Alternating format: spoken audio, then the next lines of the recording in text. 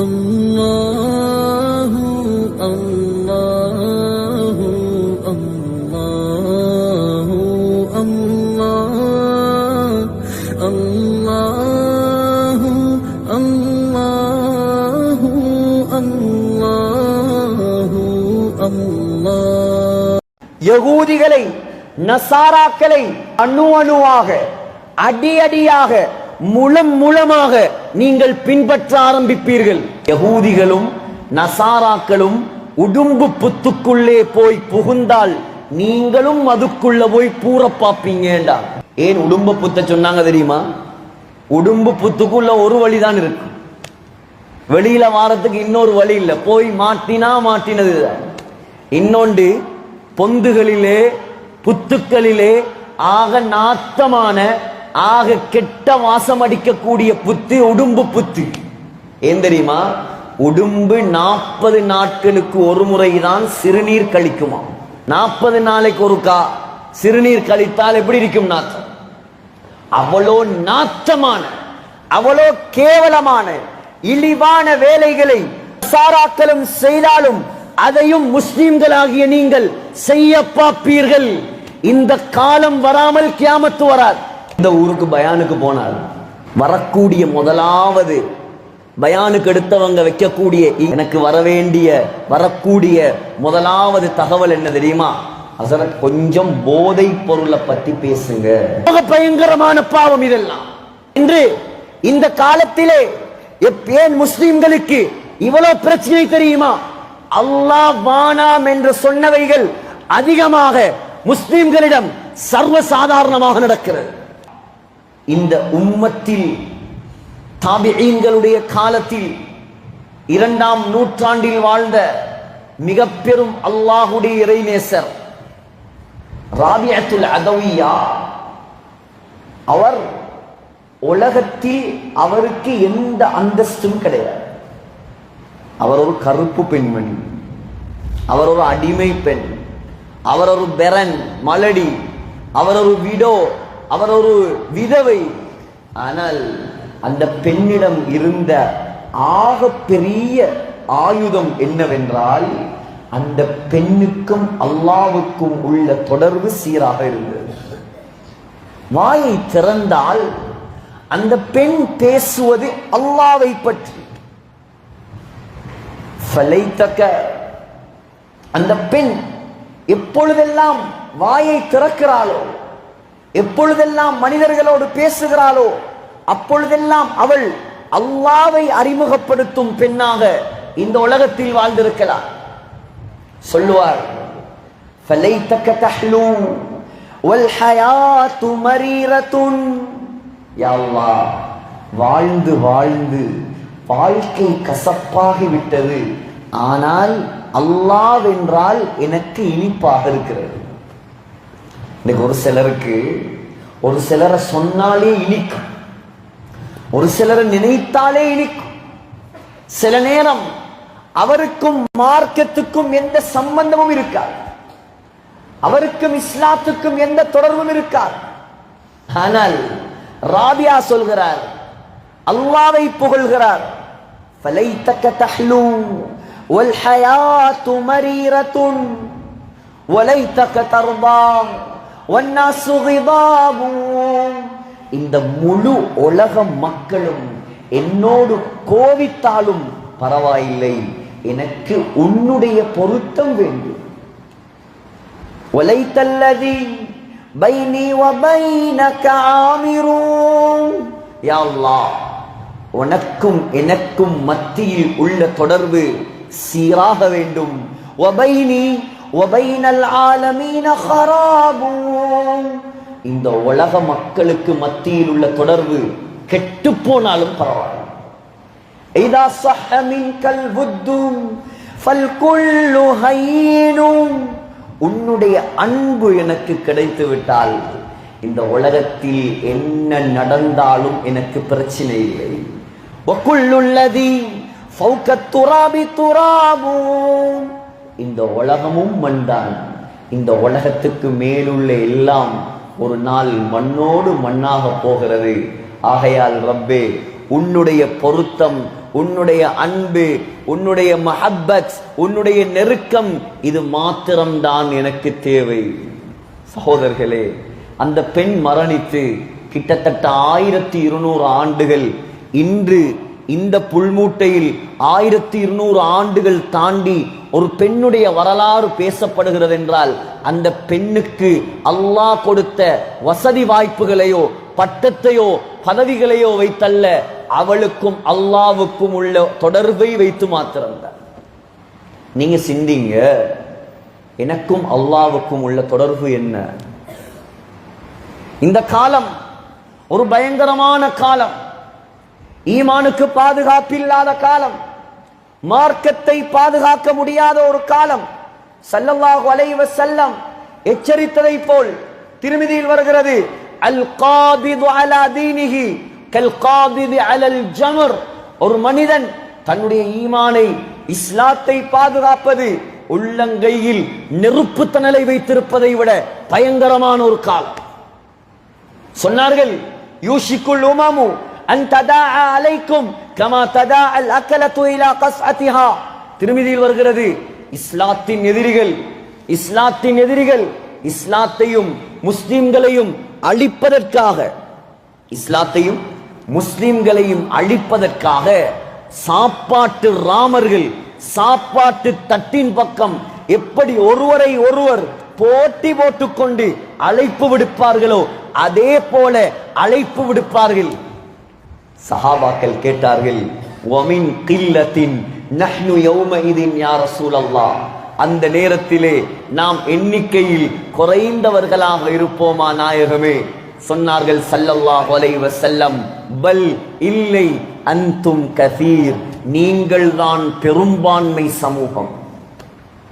நீங்க தான் அந்த நேரத்தில் முஸ்லிம்களை அழிக்கிறதுக்கு எதிரிகள் எல்லாம் ரெடி ஆகிற நேரத்தில் நீங்க மைனாரிட்டி அல்ல, நீங்க தான் மெஜாரிட்டி, நீங்க தான் பெரும்பான்மை.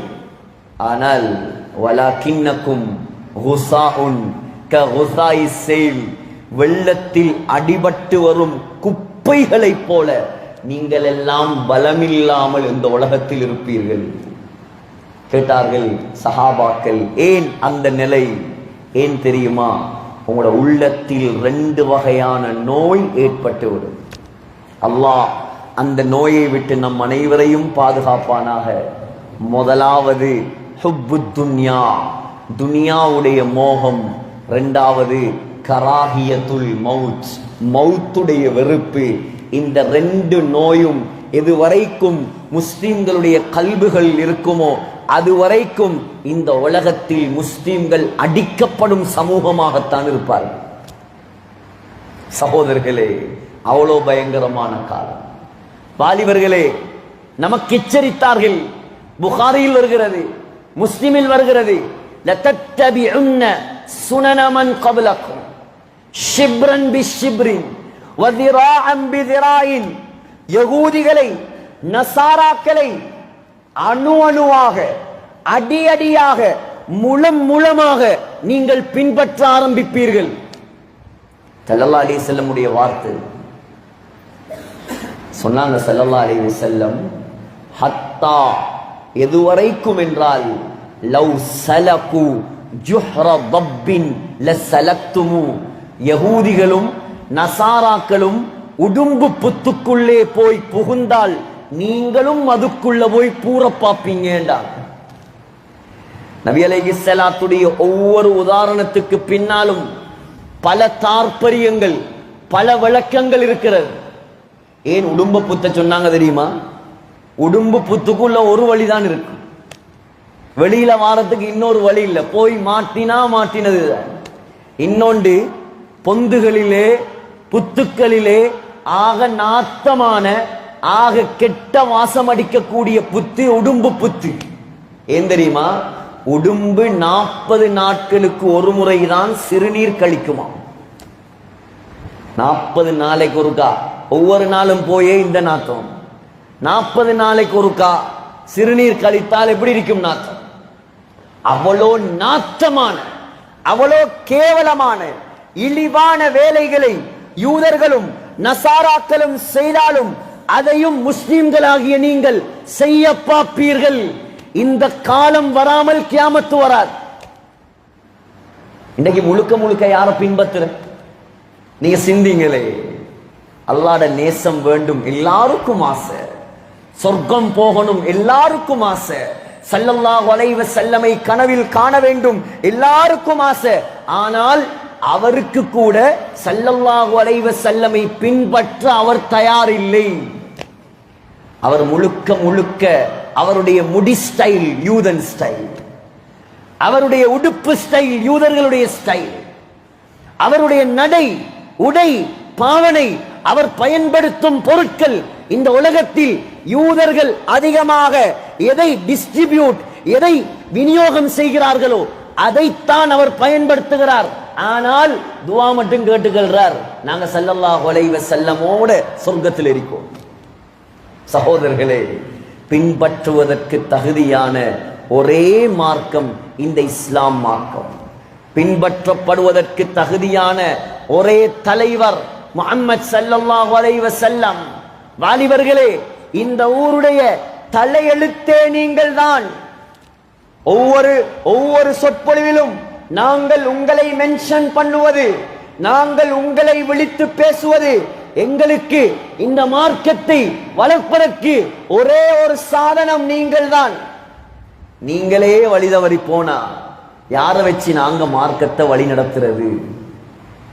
நீங்களே தடம் பதித்த வாலிப சமுதாயம் தடம் புரளும் போது யாரை வைத்து இந்த இஸ்லாத்தை இந்த காலத்திலே ஹயாத்தாக்குவது?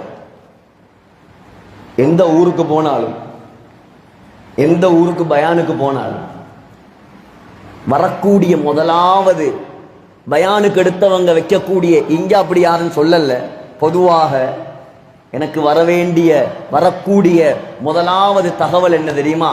ஹஸரத், கொஞ்சம் போதை பொருளை பத்தி பேசுங்க.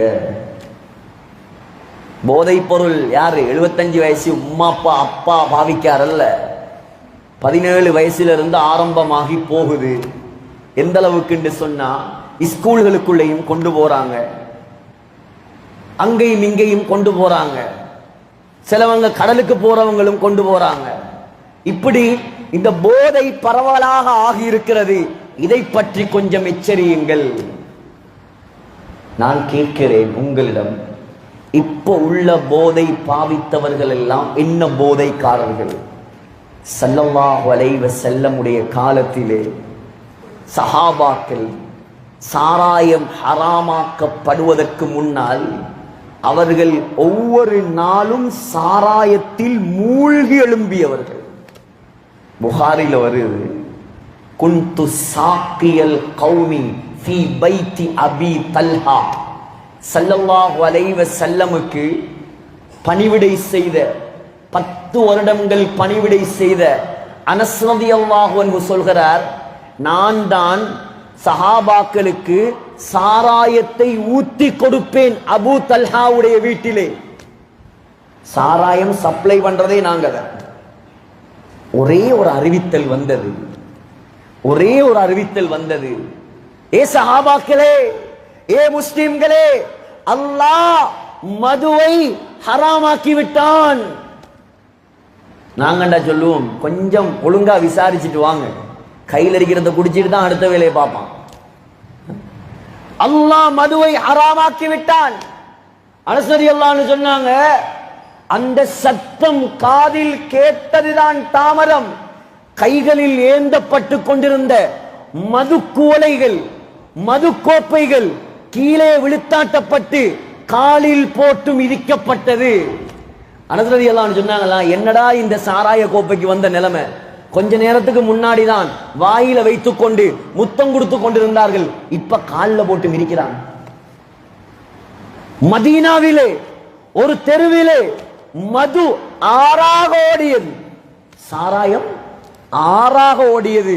நாம் போன நேரம் அந்த இடத்தை மதீனா வாசிகள் கொண்டு போய் நமக்கு காட்டினார்கள். அந்த இடத்தை கூட அடையாளப்படுத்தி வச்சிருக்கிறாங்க. இந்த பகுதியால தான் ஸல்லல்லாஹு அலைஹி வஸல்லமுடைய காலத்தில் மது ஹராமாக்கப்பட்ட நேரத்தில் ஆறாக ஓடிய இடம் இதுதான். அல்லாஹ் வானான்டானா அதுக்கு பின்னால் எங்களால செய்ய இயலாது. ரசூல் வானாம் என்று விட்டார்களா? அதுக்கு பின்னால் எங்களால் செய்ய முடியாது. ஆக பயங்கரமான பாவம் இதெல்லாம். இன்று இந்த காலத்திலே ஏன் முஸ்லிம்களுக்கு இவ்வளவு பிரச்சனை தெரியுமா? அல்லாஹ் வானாம் என்று சொன்னவைகள் அதிகமாக முஸ்லிம்களிடம் சர்வசாதாரணமாக நடக்கிறது. அதுல ஒன்றுதான் இந்த போதை. சொன்னாங்க ஸல்லல்லாஹு அலைஹி வஸல்லம், நசாயில வார சஹீஹான ஹதீஸ், யார் ஒரு தரம் குடிப்பாரோ, ஒரு தரம், அது ஒரு கிளாஸா இருக்கலாம், அல்லது வேற வேற சாமானா இருக்கலாம், அல்லது ஒரு கரண்டியா இருக்கலாம், அல்லது மருந்து கரண்டிலையா இருக்கலாம், ஒரு தரம் அவர் பாவித்தால் 40 நாட்களுடைய அவருடைய தொழுகையை அல்லாஹ் ஏற்றுக்கொள்ள மாட்டான். ஒரு தரம். ஃபைன் தாப தாபல்லாஹு அலைஹி, தௌபா செய்தால் அல்லாஹ் மன்னிப்பான். வைன் ஆத சானியா, இரண்டாவது தரம் அவர் பாவித்தால் மீண்டும் 40 நாட்களுடைய தொழுகைகளை அல்லாஹ் ஏற்றுக்கொள்ள மாட்டான். தௌபா செய்தால் அல்லாஹ் மன்னிப்பான். வைன் ஆத சாலிசா, மூன்றாவது தரம் பாவித்தால் மீண்டும் 40 நாட்களுடைய தொழுகையை அல்லாஹ் ஏற்றுக்கொள்ள மாட்டான். மீண்டும் தௌபா செய்தால் அல்லாஹ் மன்னிப்பான். சொன்னார்கள் ஸல்லல்லாஹு அலைஹி வஸல்லம், வைன் ஆத ராபிஆ, நாலாவது தரம் அவர் பாவித்தால் கான ஹக்கன் அலல்லாஹி ஐயஸ்கியஹு மின் தீனத்தில் ஹபால், அல்லாஹ்வின் மீது கடமையாம் தீனத்துல் ஹபால் என்கிற ஒரு ஜூஸ். நீங்க யோசிப்பீங்க, என்ன புதிய ஒரு ஜூஸா இருக்கு? தீனத்துல் ஹபால் என்று நரகத்திலே ஒரு பானத்தை அல்லாஹ் வைத்திருக்கிறான். அந்த பானத்தை இவருக்கு குடிப்பாட்டுவது அல்லாஹ்வின் மீது கடமை. கேட்டாங்க சஹாபாக்கள், தீனத்துல் ஹபால் என்றால் என்ன யா ரசூலல்லாஹ்? தீனத்துல் ஹபால் என்றால் என்ன? சொன்னார்கள் ஸல்லல்லாஹு அலைஹி வஸல்லம், நரகவாதியுடைய உடம்பிலிருந்து வெளியாகக்கூடிய, புண்களிலிருந்து வெளியாகக்கூடிய சீலும் சலம், இதை குடிப்பாட்டுவது அல்லாஹ்வின் மீது கடமை. குடிக்கேலுமா சகோதரர்களே? குடிக்கேலுமா? சிந்தியுங்கள் வாலிபர்களே.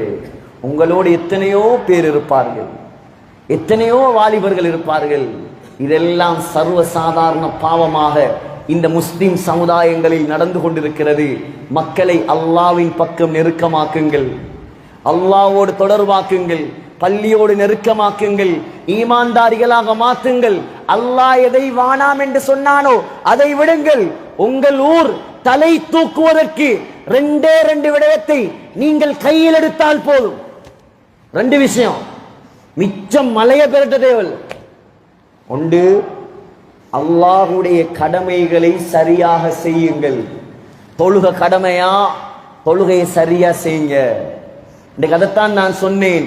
தொழுகட விஷயத்துல விளையாடாதீங்க, தொழுகட விஷயத்துல பொடுபோக்கு செய்யாதீங்க, தொழுகைக்கு மதிப்பு கொடுங்க. அல்லாஹ்ட கடமைகள், ஜகாத் கடமையா? ஜகாத்தை கொடுங்க. ஹஜ்ஜி கடமையா? ஹஜ்ஜ செய்யுங்க. நோன்பு கடமையா? நோன்பு பிடிங்க. அல்லாஹ்ட ஃபர்லுகளை சரியாக செய்யுங்கள். 2வது, அல்லாஹ் எதை வேண்டாம் என்று சொன்னானோ அதை செய்யாதீர்கள். அல்லாஹ் எதை வானான்னு சொன்னானோ அதை செய்யாதீங்க. இந்த 2ஐயும் செஞ்சா போதும், உங்களோட ஊர் தலை தூக்க ஆரம்பிக்கும், உங்களோட ஊர் கொடிகட்டி பறக்க ஆரம்பிக்கும், உங்களோட ஊர் முன்னேற்றம் உள்ள ஊராக மாறும்.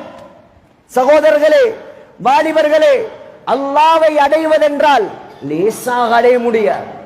முதலாவது அல்லாஹ் வேணாம் என்று சொன்ன காரியங்களை நாம் விட வேண்டும். அல்லாஹ்வுடைய தடைகளை நாங்கள் மீறி நடக்க கூடாது. ஸல்லல்லாஹு அலைஹி வஸல்லம் இந்த உலகத்தில் வந்து சஹாபாக்களுக்கு மத்தியிலே பாடுபட்டு இந்த உம்மத்தை அல்லாஹ்வின் பக்கம் நெருக்கமாக்குவதற்கு எத்தனையோ தியாகங்கள் செய்து இந்த மதுவை, இந்த பாவங்களை அந்த அரபு நாடுகளில் இருந்து இல்லாமலாக்கி தியாகம் செய்துவிட்டு மௌத்தாகி கபருக்குள் 1400 ஆண்டுகளுக்கு மேலாக வாழ்ந்து கொண்டிருக்கிறார்கள். ஆனால் அன்று அவர்கள் எதையெல்லாம் தடை செய்தார்களோ இன்று அது எங்கே தடை செய்தார்களோ அங்கேயும் சர்வ சாதாரணமாக நடந்து கொண்டிருக்கிறது. சங்கைக்குரியவர்களே, நான் ஆரம்பத்தில் சொன்னதை போல் நாம் வாழ வந்தவர்கள் அல்ல, ஒரு வாழ்க்கையை தயாரிக்க வந்தவர்கள். நாம் அல்லாஹ்வை அடைய வந்தவர்கள், மறுமைக்கு தயாரிப்பு செய்ய வேண்டியவர்கள். நாம் மறுமைக்குரிய மக்கள், ஆகிரத்துக்குரிய மக்கள். ஸல்லல்லாஹு அலைஹி வஸல்லம் சொன்னார்கள், புகாரியில் வருகிறது, புஇஸ்து அன வஸ்ஸாஅத்து கஹாத்தைன், நானும் கியாமத்துடைய நாளும் இவ்வளவு நெருக்கம் என்றார்கள் ஸல்லல்லாஹு அலைஹி வஸல்லம். நானும் கியாமத்துடைய நாளும் இவ்வளோ நெருக்கம். சொல்லி எவ்வளோ காலம்? 1400 ஆண்டுகள். அப்ப நீங்களும் நானும் எவ்வளோ நெருக்கம்? நீங்களும் நானும் எவ்வளோ நெருக்கம்? அல்லாஹ் எத்தனை இடங்களில் எச்சரிக்கிறான். எதற்காக இந்த ஒன்று கூடல் எல்லாம்? எதற்காக முயற்சிகள்? சங்கைக்குரிய செயலாளர் ஹஸ்ரத் அவர்கள் சொன்னதை போல மனிதர்களுடைய உள்ளங்களுக்கு தேவையான புடம் போடல்கள் சரியாக கொடுக்கப்பட வேண்டும் என்றார்கள். எதற்காக? இந்த உலகத்துல நிம்மதியா வாழ்ந்துட்டு மௌத்தாகிறதுக்கா? இல்ல சகோதரர்களே, மௌத்துக்கு பின்னாலதான் நீங்க நிரந்தரமாக வாழ போறீங்க. அந்த வாழ்க்கையில நீங்களும் நானும் நிம்மதியாக வாழ்வதற்காக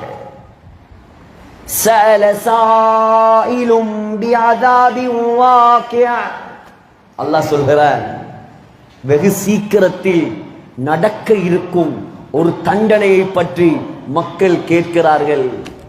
லில் காஃபிரீன லைஸ லஹு தாஃபிய, முழு உலகத்தில் உள்ள எல்லா அல்லாஹ்வை மறுக்கக்கூடியவர்கள் சேர்ந்தாலும் அதை தடுக்க முடியாது. மினல்லாஹி தில் மஆரிஜ், அல்லாஹ்வால் அந்த தண்டனை, அந்த நிகழ்ச்சி ஏற்படுத்தப்படும். தஅருஜுல் மலாயிகத்து வர்ரூஹு இலைஹி ஃபீ யௌமின் கான மிக்தாருஹு 50000 சனா. அல்லாஹ் சொல்கிறான், அந்த தண்டனை வரும் நாள், அந்த கியாமத்துடைய நாள், அது எப்படியான நாள் தெரியுமா? அங்கே ஒரு நாள் இந்த உலகத்திலே 50,000 வருடம். ஒரு நாள் எத்தனையா? 50,000 வருஷம். உலகத்துல இந்த காலத்துல 50 வருஷம் வாழ்றதே ஆச்சரியம். இங்கே 50,000 வருஷம். இது குர்ஆன். அந்த 50,000 வருடம் நீங்கள் நிம்மதியாக சந்தோஷமாக அல்லாஹ்வுடைய பாதுகாப்பில் இருக்க வேண்டுமா? ஃபஸ்பிர் ஸப்ரன் ஜமீலா. நபியே, ஈமான்தாரிகளே, மார்க்கவாதிகளே, இந்த உலகத்தில் கொஞ்சம் பொறுமையாக வாழுங்கள். இந்த உலகத்துல கொஞ்சம் பொறுமையாக இருங்க, அவசரப்படாதீங்க, பாவம் செய்யாம பொறுமையாக இருங்க, அமல்கள்ல பொறுமையாக இருங்க. அந்த நாள் வெகு சீக்கிரத்தில் வரப்போகிறது. அந்த நாளுக்காக யார் யார் தயாரிப்பாக இருக்கிறீர்கள்? யார் தயார் சகோதரர்களே?